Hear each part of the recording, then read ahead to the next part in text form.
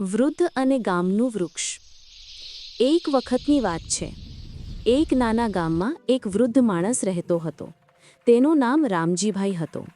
તે ખૂબ જ શાંત, મહેનતી અને પ્રેમાળ સ્વભાવનો માણસ હતો. ગામમાં સૌ કોઈ તેને દાદા કહીને બોલાવતા. રામજીભાઈ દરરોજ સવારે વહેલા ઉઠી નદી પાસે જતો અને એક જૂના વૃક્ષ નીચે બેસી પ્રાર્થના કરતો. એ વૃક્ષ સાથે તેનું ખાસ જોડાણ હતું. તે કહેતો, આ વૃક્ષે મારા બાળપણથી લઈને વૃદ્ધાવસ્થામાં મારી સાથે સાથ આપ્યો છે. સમય પસાર થતો ગયો. ગામના લોકો આધુનિક બનવા લાગ્યા. કોઈને વૃક્ષોનો પ્રેમ રહ્યો નહીં.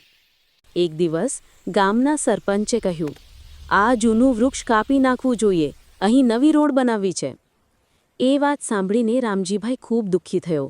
તેણે વિનંતી કરી, આ વૃક્ષ કાપશો નહીં. આ માત્ર લાકડું નથી, આ આપણા ગામનો જીવ છે. પરંતુ કોઈએ તેની વાત સાંભળી નહીં. કામદારો વૃક્ષ કાપવા માટે આવ્યા. રામજીભાઈ વૃક્ષને ચાંપીને ઊભા રહ્યા અને કહ્યું, જો તમારે આ વૃક્ષ કાપવું હોય તો પહેલાં મને કાપો. લોકો આશ્ચર્યમાં પડી ગયા. આખું ગામ ત્યાં ભેગું થયું.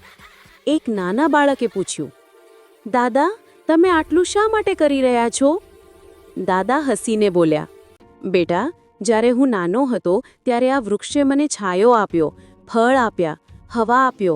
હવે મારી ફરજ છે કે હું એને બચાવું. એ વાતે સૌનું હૃદય પલટી ગયું. ગામ લોકોએ નિર્ણય લીધો કે વૃક્ષ કપાશે નહીં, તેના બદલે રોડને થોડો વળાંક આપીને બનાવાશે.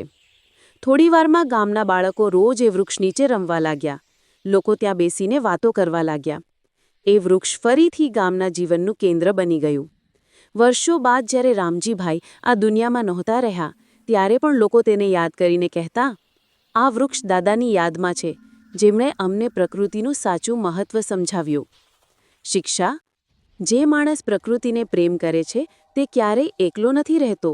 આપણો ફરજ છે કે વૃક્ષો, પાણી અને ધરતીની કાળજી લઈએ, કેમ કે એ જ આપણી સાચી સંપત્તિ છે.